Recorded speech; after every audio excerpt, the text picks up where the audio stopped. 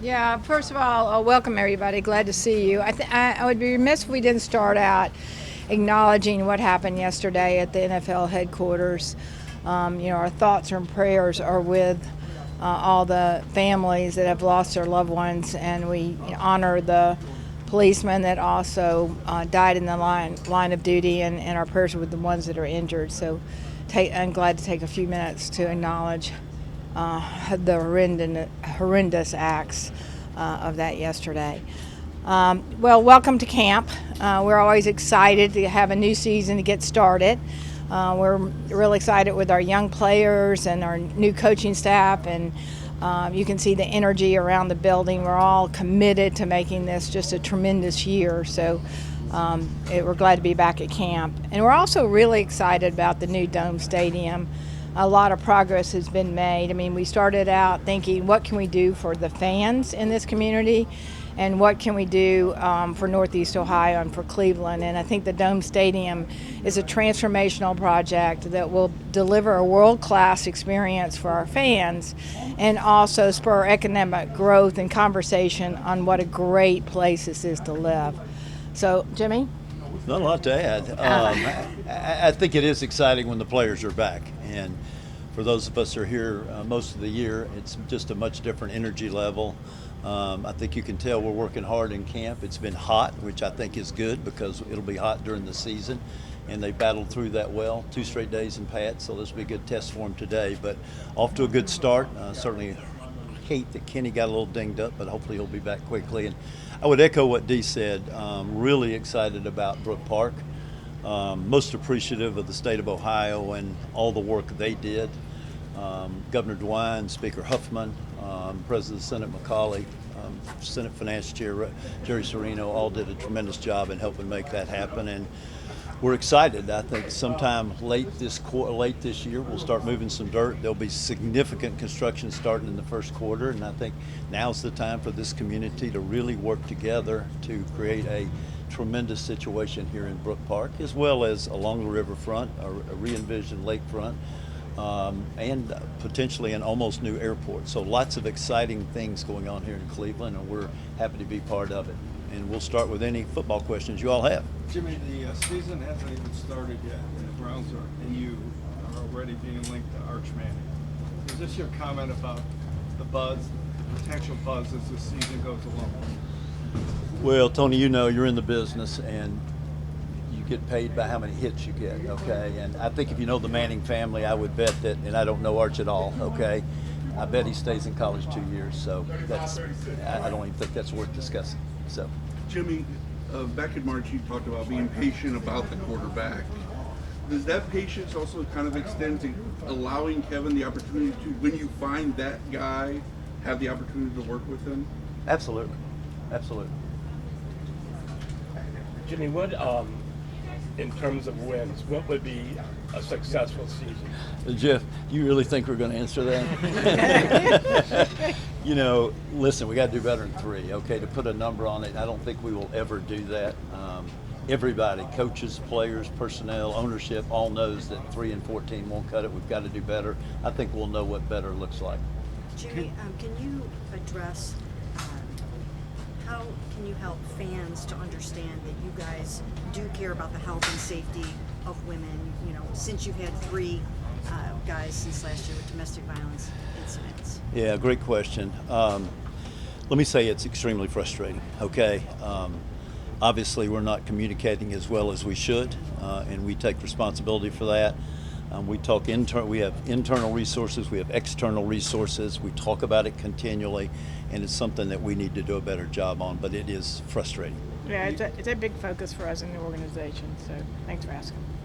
The repeated incidents, 3 different players in a year, is that reflective of your team's vetting process? That's a question I ask. Okay, let's go back and let's look at Quinshon, let's look at Devin, let's look at Michael Hall, and there was, the best of my knowledge, and we talked about this yesterday with Andrew, there was nothing in any of their backgrounds that showed anything like this. Have these incidents maybe changed your approach or maybe prompted more resources that you guys are looking into? Well, I think whenever you're not successful, you got to take a step back and say, what can we do better? Okay, if you'd asked me a month ago, I would say, no, we're all over it. We talk about it continually. We've had outside speakers, inside speakers. We talk about it a lot, but clearly we need to look to see what else we can do. It's not acceptable. Do you expect Quinshon Judkins to eventually sign and play for you? I do, but that's, we all understand due process of law, and the law does not move quickly, but yes, we're cautiously optimistic. We haven't had any contact with Quinshon in the last month? No. We haven't talked to you since the draft. So can you explain why the Browns felt the need to draft Shedeur after drafting a quarterback in the third round and adding two backups? Well, I think that's really more of an Andrew question, okay? But I think, what was that pick, 146? We thought he was good value at 146. Jimmy, there's been kind of like a national narrative that you were the person who forced the Shedeur pick, or maybe it was the people have called it the owner pick. Well, what would you say to me? Yeah, listen, we have good process, okay? And if you'd have told me, let's see, we picked him on Saturday, right? Friday night driving home, y'all are going to pick Shedeur, I would say that's not happening. But we had a conversation early that morning, and then we had a conversation later that day. I think we had the right people involved in the conversation. At the end of the day, that's Andrew Berry's call. Andrew made the call to pick Shedeur. Just like who's going to start or what play we're going to call is Kevin's call. But that's Andrew's call. He made the call. And you obviously signed off on the trade on the first night of the draft. Correct. What was that a tough sell to you or an easy sell? Those are hard decisions. Listen, Travis Hunter is a special football player, and I do think he can play both ways, and I think he'll do well. He's also a great kid. I mean, not a good, but a great kid. So we were locked in on that, and then the opportunity came up, and you go back three places, and we thought there were really good players, and we think we got a really good one in Mason, and then to add really almost a first-round pick with the 36th pick, and to have a number one next year, we just thought was too good to pass up. Time will tell whether we did the right thing or not. Jimmy, last time we talked to you at the owners' meetings, you delivered the quote heard around the NFL that Deshaun was a big swing and a miss, and he's here, he's on PUP, and do you see a world in which he ever can play football for you guys again? I think it's premature. I don't think anything's changed on the Deshaun situation since we were together in March. I will say this, he's working hard on his rehab, and that's our focus, is to get him well and healthy, and then we'll make decisions after that. What have you learned about owning a team since you bought one? You think it doesn't look like very much. No, I say it's hard, and you make mistakes, and the business world we come in, you can hire anytime you want to, okay? There's no seasonal, there's no draft, and so you can build a team over a period of time, almost at free. There's no draft, there's no free agency, there are no controls, so it's obviously not easy. We made the decision last year to take a step back after last year's disaster and looking at our roster and knowing that we needed a quarterback to do this over a 2 or 3 year period. It's too early to say, but we like our rookie group. We'll know a lot more, after we play 2 or 3 exhibition games, and the young guys get to play a lot, but we like the group, and particularly if Q can come back, we like it a lot. Jimmy, just with 4 quarterbacks battling it out, I know Kenny's hurt now, but it's so rare to see this many quarterbacks competing for a starting job on a team. Just how do you think Kevin and Andrew and everyone has sort of handled that in the early portion of camp? Really well, and that was a concern we had. Like, how do you make sure everybody gets enough plays, enough looks, et cetera? And I hate it for Kenny because he played really well the 2 or 3 days before he got hurt, and there's nobody that wants to be part of the team more than Kenny. He's working hard, and I know he'll get back quickly, but I think so far they've handled it well. And something that Kevin and Andrew talk about weekly. Here's the plan for this week, and I think going to Carolina and scrimmaging and then playing, and then we're going to Philly and have 2 days of scrimmages and then playing. The young guys will get a lot of looks, as will the veterans in the scrimmages. So we'll know a lot more the next couple of weeks. I know you said it's Kevin's decision who plays, but organizationally, do you think it's important? Do you talk about we need to see these rookies in game situation before you have 2 first-round picks in 2026? Absolutely. So, but I mean, that's Kevin is aware of that. He knows how important quarterback is, and he and Andrew talk about those kind of things all the time. I mean, it's a daily, ongoing conversation. People always talk about patience as an organizational value. What does that look like? What does patience look like from your position? Well, I think it's what we just talked about. We realized that when we went 3-14, there was great uncertainty at quarterback. You probably weren't going to go 14-3, so let's try to build a team the right way. And I'm repeating myself, and it's premature, but I like the guys we picked. Okay, and time will tell how good they are. But Mason, Carson, Fannin, Shedeur, Dylan, etc. look like Dylan Sampson look like not only really good players but really good people. And I'll say this for the two quarterbacks coming in, and I know everybody has a vision of Shedeur, but he's come in the building and worked hard, kept his head down, and done what he's supposed to do, as has Dylan, which is no surprise for either of them. Jimmy, how do you feel about how this organization has wrapped around the developmental part, getting guys ready, the depth piece? Yeah, that's a great question, and that's the challenge in sports, because if you're head coach, you're charged with winning every week, but you also want to develop young players. And I think Kevin has this period after, I think he calls it the hungry dog period. I might be wrong about that, but after practice, where it might be 6 plays, might be 10 plays that they get plays in or extra work. And I think that's really important to develop young guys, because you know, we saw it with 2 or 3 quarterbacks. Not everybody, particularly a quarterback, makes it the first year or two. And this is a big jump going from college to NFL, whether you're a quarterback or not. So I think we're doing a good job there, but time will tell. Anything else football-wise? Jimmy, just kind of going back, you mentioned that 2 to 3 year window and kind of player development. Is there kind of an understanding that maybe this might take time for you guys to get back to? Yeah, we talk about it openly. Now, could we take a big jump in 1 year? Yes, but we talk about we're not going to panic. We're going to draft good players. We're going to build through the draft. And next year we have 9 picks, including 2 ones. So that should help us. You know, I think you have to realize that we went 3 years with no ones, and I think at least one of those years we didn't have a 2, and maybe 2 of those years. And that hurts you roster-wise. I mean, it just does. And the players that are available in the first round, the chances of them being successful are way better than second, and second's better than third, et cetera. So we're going to continue to stockpile those draft picks. With that type of philosophy, fans that to get your message across to them that this is a building process, because you know how loyal they are and how frustrated they are. Well, listen, we're frustrated too, and we share the fans' pain, okay? And Dee says this all the time, we're stewards of this franchise, and we need to do a better job, and we want to win for a lot of different reasons. The main reason we want to win is for our fans.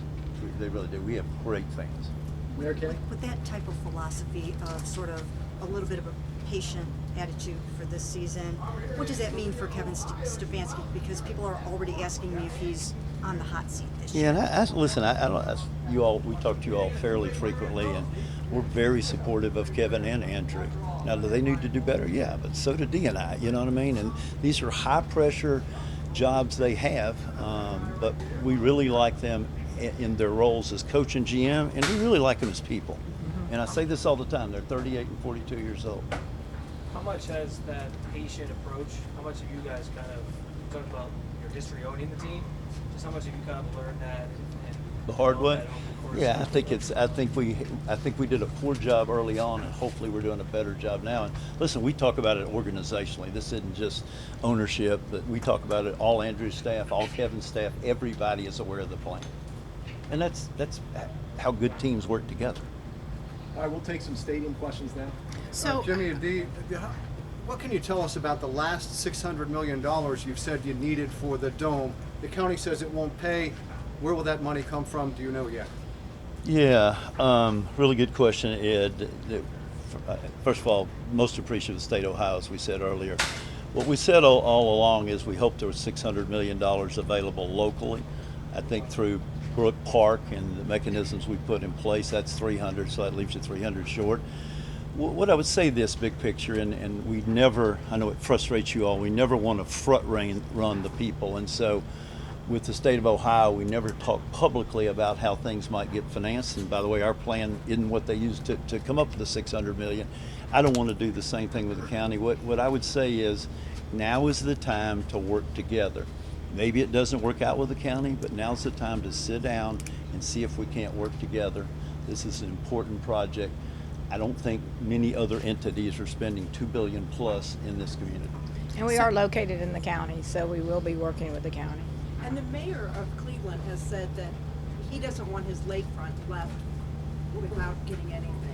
Have you reached out to the mayor? And Yeah, I mean, I think we started with the vision of the lakefront a long time ago, and we believe strongly that the lakefront needs to be developed. I feel like we have put a lot of input and energy into what that vision could be. So we have not had further conversations recently, but you know, we care about this community so deeply, and I think the lakefront is a really important part of that. How confident are you that you'll be able to make the Brook Park project happen at this point? Like 99.9. No, we're very confident and very excited about it. I mean, we can't be more confident. Let me say, these projects are really hard, okay? And the state's a hurdle. You know, there's other hurdles. You got to work with DOT and rapid transit. You got to get your financing. You got to control costs. These are big, complicated projects. This is either the second or largest project in the state of Ohio history. So this is a complicated project. There's stuff going on. It's 3.5 years till the stadium opens, and we will have to work hard every day to get everything to come together. What would you think groundbreaking would be? Sometime next year. Yeah. So like February next year. We're hoping sometime next year. Yeah, that's fair. So you're at 9.9 on this. To get to that groundbreaking early next year, what in your mind is a timetable to know one way or the other whether the county's going to be part of this, whether this authority is going to be set up in Brook Park? Let me say this. What's the timetable to get to that groundbreaking? Yeah, so we're going to have the groundbreaking regardless, okay? Let me say this, and I try to be very respectful of everybody. What we said is we can do the project without the county, okay? I think it's best if the county and HSG work together, okay? And I won't say anything more than that. I just think it's helpful in this community to work with the city, to work with the county, and to work with the other sports teams. Jimmy and Dee, one of the chief points that the opposition to the Brook Park project kept making was that it would harm downtown Cleveland. Obviously, there's big plans for the riverfront, now the lakefront opening up. Just from your perspective, how confident are you that this region can support all three major developments and for them to be successful? Yeah, they're all three very different. And we believe in Cleveland, we believe in a growth mindset. We believe in economic development, and we believe that this could be one of the greatest communities out there. But you have to have that vision, and you have to have that growth mindset. And we believe that we can take care of our fans and provide economic development by doing the Brook Park project. You're talking about... Let me just say one more thing, excuse me. I think of them as 4 different projects, okay? The riverfront project that Bedrock's doing is already underway, right? We got a good start with their practice facility and the clinic facility, okay? That's probably a 15, 20-year project, okay? The lakefront, due to the fact that we're going to be playing there through 28, probably, and you have to get the infrastructure in place, doesn't start until 29 or 30, which is, basically 5 years from now, okay? Our project will start late this fall, early next year, okay? And the airport will start about that same time too. So you'll have going on in Brook Park and the airport, that'll happen simultaneously. We're open in 29, they're supposed to be open in 31, okay? Bedrock is, I don't want to say think of it as running a marathon, will be ongoing for the next 15 years. The lakefront will start in 5 years. So it's not like all 4 of them are starting at the same time. Now here again, those are complicated, not easy projects. I would say one other thing is, think about being additive. Like, let's try to add to the pie. That's what growing successful communities do. Let's try to add to the pie. And that's what I think we're all trying to do. And hopefully that'll happen if we will work together. Yeah, we can write a great story for Cleveland that people from everywhere will look to what Cleveland's doing and how exciting it is with all these projects. So that's the story that really needs to come out. You're talking about 3.5 years to build a stadium, which isn't that much longer than it took to build the current one, which I know people have described as hastily built. So what's your confidence level that you're going to be able to build a quality product on that timeline? Really high. Really Why? high. Well, I would say this. I don't know if it team. was hastily built or hastily designed, but I think common sense would dictate you would not have 2/3 of your seats in the upper deck and 1/3 in the lower deck. So, and remember, we've been working on this. We started working, help me out, Dee or Peter, when did we start working on 5 stadium years? plans? 2017, 16. Yeah. And we're seriously working on stadium plans 3 or 4 years ago, so it didn't just all come together, right? So we've been working on it, and we're continually working to refine it. Jimmy, How much of a concern is the legal, we have these 2 lawsuits hanging over everything. How much of a concern is the legal fight that you're still having to do here? You know, the state would need to comment on the unclaimed funds.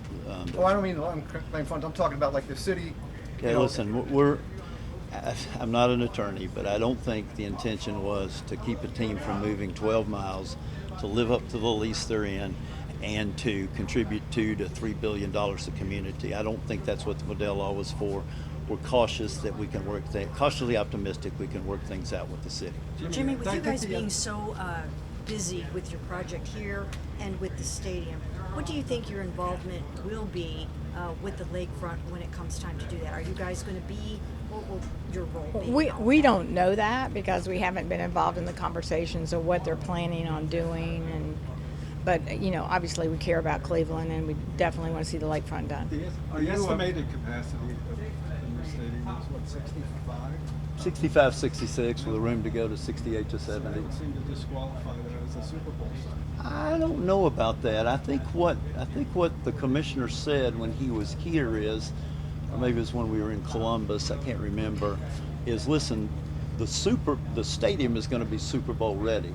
The question is, does the community have enough resources, hotels, etc., to support a Super Bowl? And listen, I think Nashville will get a Super Bowl in the next 4 or 5 years. If you'd asked me 10 years ago, would Nashville get a Super Bowl, I'd said no. So we don't rule out anything. Would you guys be more willing to get involved in that lakefront project if the county, come and said, yeah, I think we should invest this $300 million? We're happy to sit down and talk with anybody, Jeff, that wants to figure out how to work together and move the community forward. As part of the lakefront, are you willing or contemplating contributing cash either up front or over time to help that happen if you a great question. I would say what I said. We're willing to sit down with anybody and try to work through. I don't think you can comment on one issue in a vacuum, but we're willing to sit down with the city. And I think we can work with the city really well on a lot of different issues, but you got to sit down and talk first. But such a cash offer hasn't been made yet. There were offers made earlier. The talks were put on hold. Hopefully the talks will put up again. It will pick up again shortly, and it'd be inappropriate for you to say anything else. Are you willing to pay to demolish the existing stadium? I don't want to make that comment in a vacuum. I mean, We haven't sat down with them, let's so sit down and see what all the needs are, how else we might be able to help, etc. I mean, I don't think you can fault our involvement in the community. Okay. The talk here is centered on the huge cost, $2.4 billion to build the stadium. Where are you in terms of how we see the bills on Gateway that come up, when it's 20, 30 years old? So Yeah. Where's that money going to come from? Yeah, we read your column yesterday. I'll say this, and I know I sound like a broken record. If all 3 teams will work together on a quote syntax, that can be solved. You talked about not wanting to put anything over on the people of Cleveland and Northeast Ohio. How much do you envision PSLs being part of the ticketing structure once you get to them? Good question. The whole pricing of the stadium and marketing of the stadium is something we're working on, and I think we'll have a better feel for that in the next 6 to 12 months. Dean, this might be a better Last question one for you here. to address this briefly. A lot of people, including the county executives, I shouldn't say a lot of people, some people, including the county executive, are saying the dome's going to be a flop. What's your response to that? We have the really smart people involved in the process, and everybody is very excited about it, and we're getting calls on people wanting to be part of the development around it. So we feel really excited about it. It's kind of a front door to Cleveland when you look at it. When you land at the airport or when you drive in, you're going to be passing by that development in the Dome Stadium. It's going to be the only one in Ohio. It's really one of the few Dome stadiums on the East Coast. So we're incredibly optimistic and excited about it. So thanks, everybody. We really appreciate it. Glad you're here at camp.